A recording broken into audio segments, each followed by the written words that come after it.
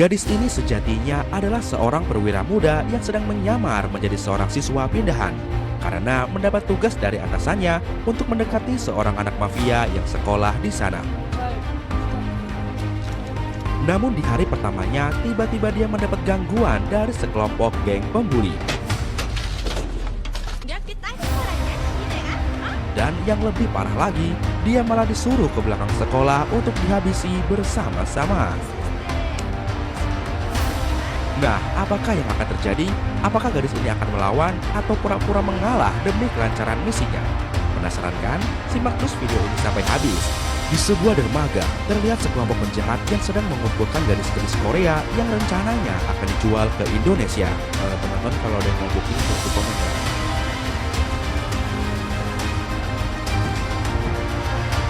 Tanpa mereka sadari, di antara para gadis ini ada seorang perwira muda polisi yang sedang melakukan penyamaran menjadi gadis sekolahan. Dan perwira muda itu bernama Jae-in, supaya lebih gampang kita panggil saja dia Jen. Di sini Jen tidak sendirian, karena di luar sana rekan-rekannya selalu memantau dari suatu ruangan dan akan melakukan penyergapan jika pimpinan kelompok mafia ini sudah datang. Tak lama kemudian, pimpinan mafia yang diketahui bernama Hammer pun datang. Namun, ketika rekan-rekan Jen bergerak untuk melakukan penyergapan, tiba-tiba mereka sudah dicegat oleh anak buah Hammer.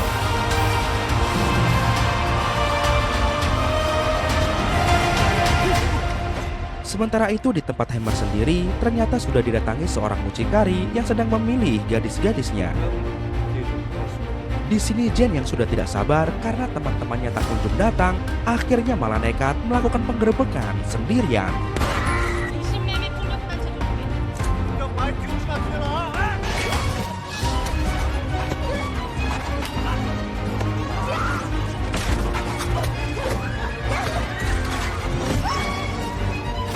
Lama-kelamaan tentu saja Jen kewalahan, namun tiba-tiba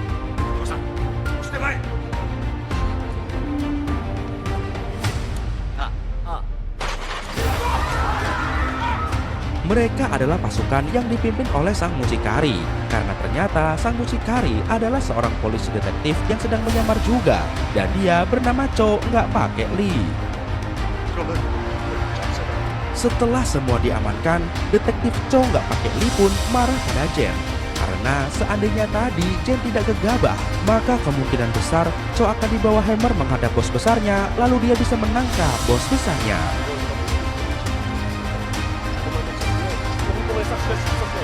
Scene pun berganti, kali ini memperlihatkan para petinggi polisi yang sedang rapat membahas dua bos mafia besar bernama Bae Do-sang dan Cha-yong, yang mana mereka merupakan sahabat dekat. Diketahui beberapa bulan yang lalu, Cha-yong ingin menyerahkan diri karena mau bertobat. Dia bahkan siap memberikan bukti-bukti kejahatan yang pernah dia lakukan bersama Bae Do-sang, asalkan pihak kepolisian siap memberikan perlindungan pada Cha-yong dan juga putrinya. Kala itu pihak kepolisian menyanggupinya. Namun baru saja pihak kepolisian ingin membawa Cha-yong, tiba-tiba mereka mendapat serangan dari sekelompok orang. Cha-yong pun berhasil kabur. Namun semenjak saat itu, Cha-yong sudah tak mau lagi percaya sama polisi.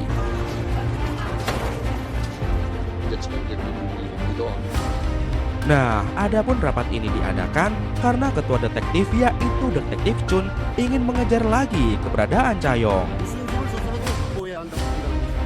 Dia berencana mengirim keponakannya yang tak lain adalah Jen, sang perwira muda, untuk menyamar menjadi siswa di tempat anak Cha-yong sekolah.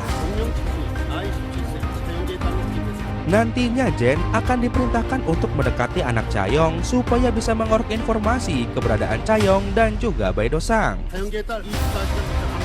Singkatnya Jen pun menerima perintah itu, meskipun awalnya dia menolak karena di zaman sekolah dulu Jen adalah golongan murid yang oon.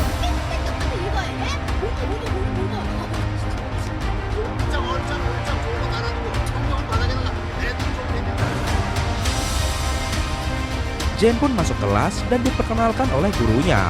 Dan di sini dia melihat anak dari Cha-yong yang diketahui bernama Cha Seong-hee. Supaya lebih gampang, kita panggil saja dia Seong-hee. Jen pun duduk di sebelah anak orang kaya yang bernama Soyung. Ketika jam istirahat, Soyung pun bertanya pada Zen, kenapa wajah Zen terlihat keriput? Apakah kamu sudah tua? Zen yang tak terima pun malah balik bertanya, kenapa bempermu besar? Sering dibecek-becek om-om ya?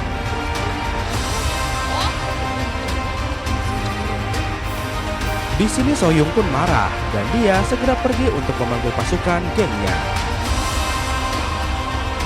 Tak lama kemudian, geng pembuli pun datang.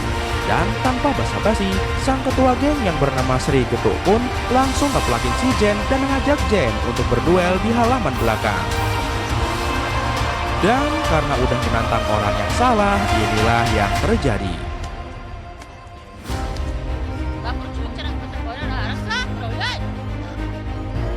Mukanya yang cantik pun kini berubah jadi pecel. Setelahnya Jen pun mencoba mendekati Seung-hee yang sedang makan gudeg ceker di kantin. Namun ketika Jen mengajak Seung-hee berkenalan, Seung-hee malah mengacuhkannya.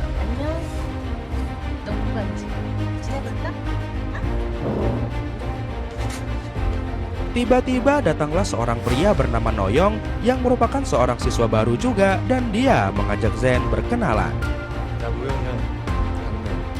Dan di sini Jen pun terlihat sangat terpesona melihat ketampanan Noyong yang mirip gua.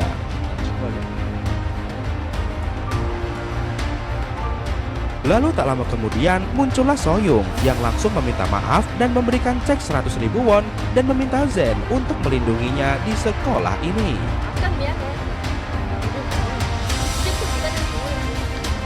Setelah pulang sekolah, Zen pun diantar oleh rekannya yang bernama Kang ke sebuah apartemen, yang mana apartemen tersebut terletak di sebelah apartemen Seung-hee supaya Zen bisa terus memantau kondisi Seung-hee. Di malam harinya, ketika Zen sedang membaca buku biodata Seung-hee, tiba-tiba dia disapa oleh Noyong karena ternyata Noyong tinggal tepat di sebelah apartemennya Zen.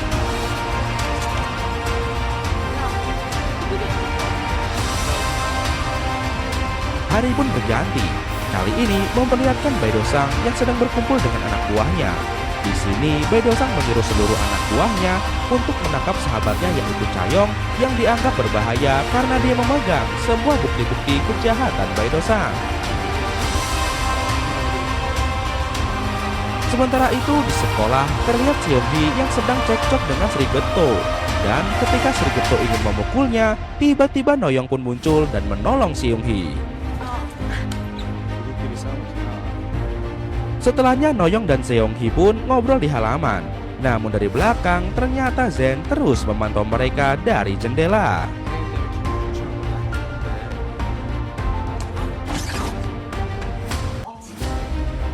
Scene pun berganti. Ketika Zen sedang tacap-tacap di loker, tiba-tiba dia dihampiri oleh Sri Getuk yang ingin membalas dendam. Namun kali ini dia membawa backingan. Geng biawak yang diketuai oleh Samsul Bodrek ini pun tanpa basa-basi langsung menantang Zen untuk beradu gelut di halaman sekolah setelah pulang sekolah. Sementara itu Seung-hee yang sedang di toilet tiba-tiba bertemu dengan ayahnya yang beralibi sedari tadi menunggu Seung-hee di sana padahal sambil ngintip. Di sini sang ayah mengajak Seung-hee untuk ikut bersamanya dan bersekolah di luar negeri saja. Namun Seung-hee menolaknya. Mendengar itu, Chayong pun memutuskan untuk pergi. Namun siapa sangka ternyata saat itu Zen melihatnya dan Zen pun memutuskan untuk mengejarnya.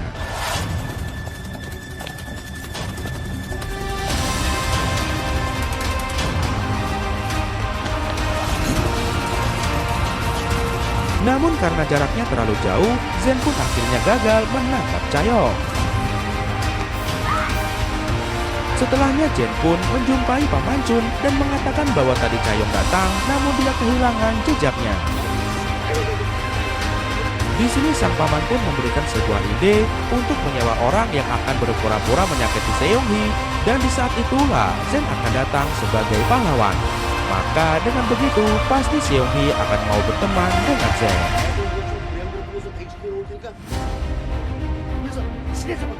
Setelah pulang sekolah, Zen pun membuntuti Seung-hee karena hendak menjalankan rencana itu. Namun tiba-tiba dia dicegat oleh Samsul Bodrek dan geng biawak pengkornya dan mengajak Zen untuk berbaku hantam.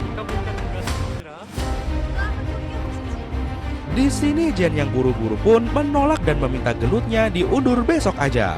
Namun karena Samsul Bodrek ngeyel, langsung dibantah.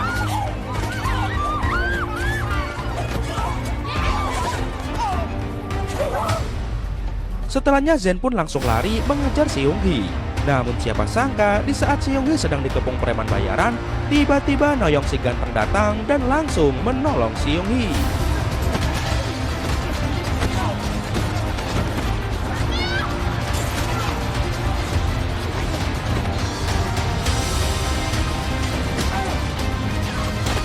Dan rencana Zen pun gagal.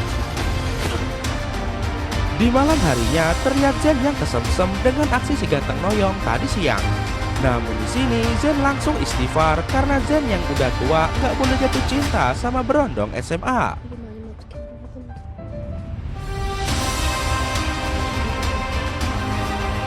Tak lama kemudian tiba-tiba Noyong pun datang ke kamar apartemen Zen. Dan di sini tanpa basa-basi Noyong pun langsung mengungkapkan cinta pada Zen.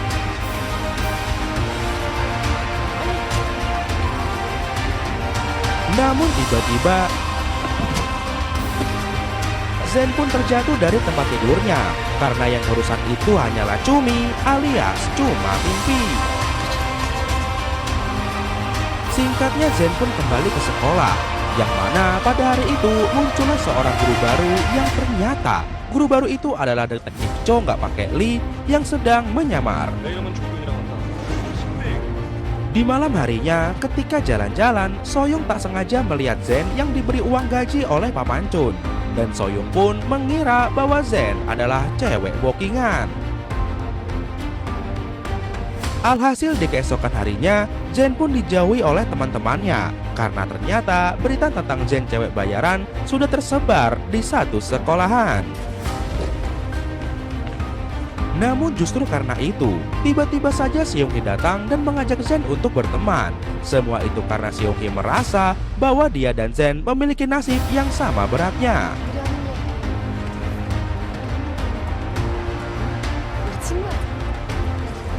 Ketika kelas dimulai kembali, terlihat Zen yang kebingungan karena harus ikut ujian. Pak Mancun pun menyewa orang untuk mengerjakan soal-soal ujian itu dan memberitahu Zen jawabannya lewat earphone. Awalnya semua berjalan dengan mulus, namun sepandai-pandainya tupai melompat, boleh kita menumpang mandi.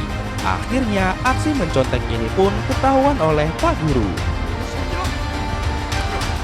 Zen pun dijewer dan dibawa ke kantor guru. Dan Zen yang merasa sudah mentok akhirnya mengatakan bahwa sebenarnya Zen adalah seorang perwira polisi. Tak lama kemudian Pak Mancun pun datang dan mereka berdua pun menunjukkan kartu anggotanya dan langsung membuat Pak Guru jadi kena mental.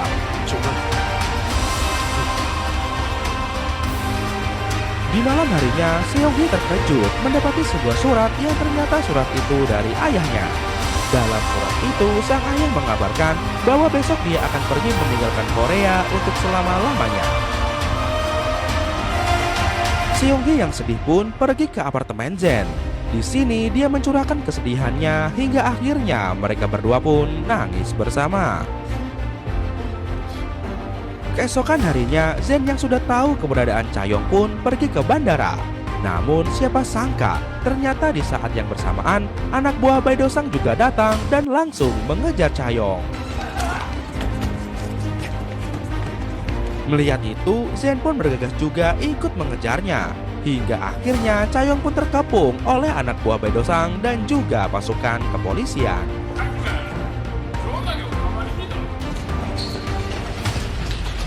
Namun tiba-tiba saja di sini seorang pria bermotor datang dan langsung membuat asap dari ban. Hingga akhirnya Chayoung pun kembali berhasil melarikan diri.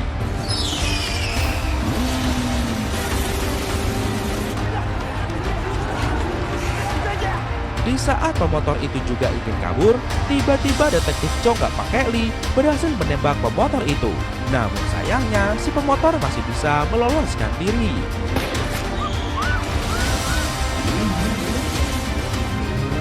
Sementara itu Jen sendiri berhasil menemukan jam tangan yang dijatuhkan oleh pemotor tadi. Dan jam tangan itu ternyata sangat mirip dengan jam tangan milik Noyong. Keesokan harinya, Zen pun meminta rekannya yaitu detektif Kang untuk mencari tahu siapa sebenarnya Noyong. Dan setelah diselidiki, ternyata Noyong adalah tangan kanan Chayong yang ditugaskan untuk melindungi Seung-hee dengan cara menyamar sebagai pelajar. Setelahnya Zen pun menghampiri Seung-hee untuk meminta maaf dan mengatakan bahwa dia sebenarnya adalah perwira polisi. Mendengar itu, Seung-hee pun kecewa. Namun di sini Seung-hee berkata bahwa dia mau memaafkan Jen asalkan Jen berjanji mau melindungi Seung-hee dari orang-orang jahat seperti Bae Do-sang dan juga kakek Sugiono. Di malam harinya, Jen pun mendapatkan kabar bahwa Paman Chun baru saja ditusuk orang. Dan mendengar kabar itu, Jen pun langsung pergi ke rumah sakit. Setelah menjenguk paman, Jen pun memutuskan untuk pulang. Namun di tengah jalan, tiba-tiba rekannya yaitu detektif Kang membelokkan mobilnya menuju suatu tempat. Ternyata Kang membawa Zen dan Seung-hee ke tempat di mana anak buah Bae Do-sang sudah menunggu. Di sini terungkap sebuah fakta bahwa selama ini detektif Kang telah berkhianat dikarenakan dia sedang butuh banyak uang untuk pengobatan istrinya. Seung-hee pun langsung diculik, sementara Zen langsung dikeroyok oleh anak buah Bae Do-sang. Chayong yang mendapatkan kabar bahwa putrinya diculik pun segera pergi ke tempat Bae Do-sang. Bae Do-sang menantang Chayong untuk berbaku hantam One by One. Jika Chayong bisa menang, maka dia akan membebaskan anaknya. Namun jika Chayong kalah, maka Seung-hee harus menjadi istri muda Bae Do-sang.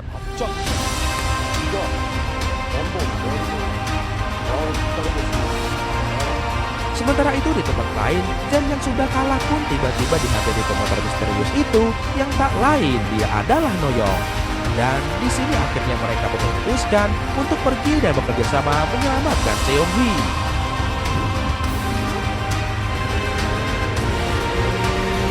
Sementara itu kembali ke markas Bae Do-sang. Karena tak ada pilihan lain, akhirnya Chayong pun menerima tawaran itu dan mereka pun berbaku hantam.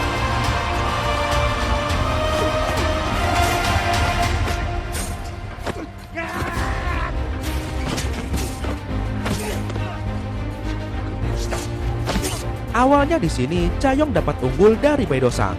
Namun tiba-tiba saja Bae Do-sang berbuat curang dengan menyuruh anak buahnya menembakkan jarum suntik dengan tulup ke arah Chayong.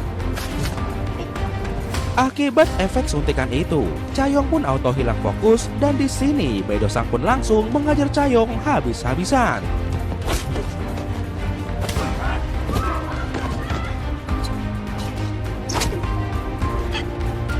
Tak lama kemudian, akhirnya Zen dan Noyong pun datang dan menggunakan serangan kombinasi. Mereka pun menghajar anak buah Bae Do-sang.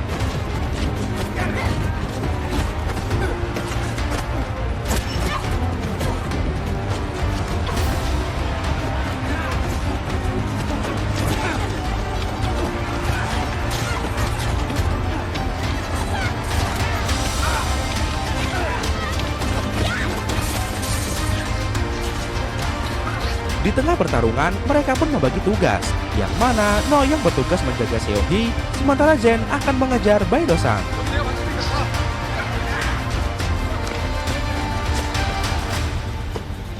Melihat Bae Do-sang akan kabur dengan mobil, Zen pun langsung lompat ke kap mobil tersebut. Di sini, Zen yang menghalangi pandangan supir pun akhirnya membuat sang supir gak fokus dan menabrak pinggir jalan. Zen pun langsung menangkap dan memborgol Bae Do-sang. Namun tiba-tiba tanpa disangka itu adalah detektif Cho nggak pakai Li. Dan selama ini ternyata dia sudah berkhianat karena bayaran yang dia dapat dari Dodosang jauh lebih besar.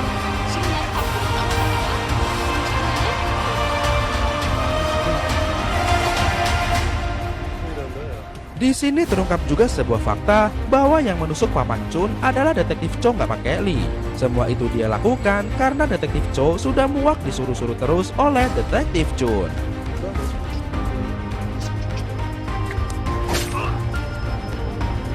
Mendengar itu, Zen pun auto murka dan tanpa pikir panjang lagi, Zen pun langsung membantai detektif Cho nggak pakai Li.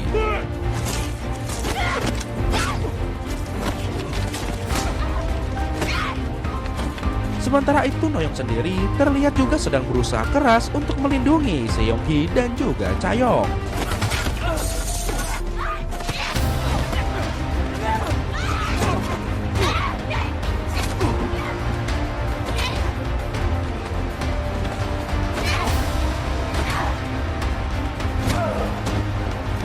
Hingga akhirnya mereka berdua pun berhasil menang.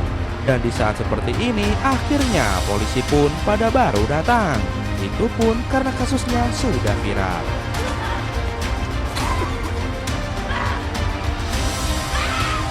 Di sini terlihat Cha-yong yang ternyata masih hidup dan dilarikan ke rumah sakit. Di sisi lain, Jen yang terlihat masih kesal ingin sekali menghajar detektif Kang. Namun untungnya tak lama kemudian salah satu anggota polisi datang dan mengatakan bahwa pamannya yaitu detektif Chun berhasil selamat dari operasinya.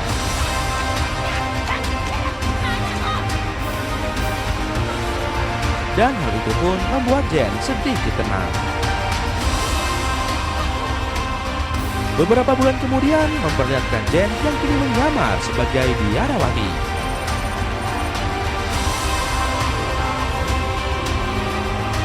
Dan ketika Zen mengejar targetnya, tiba-tiba dia dibantu oleh seseorang. Ternyata orang yang membantunya adalah Noyong. Dan karena Zen sudah terlalu kangen pun, akhirnya dia mengeluarkan jurus terlarang yang dulu pernah gua ajarin. Dan film pun tamat.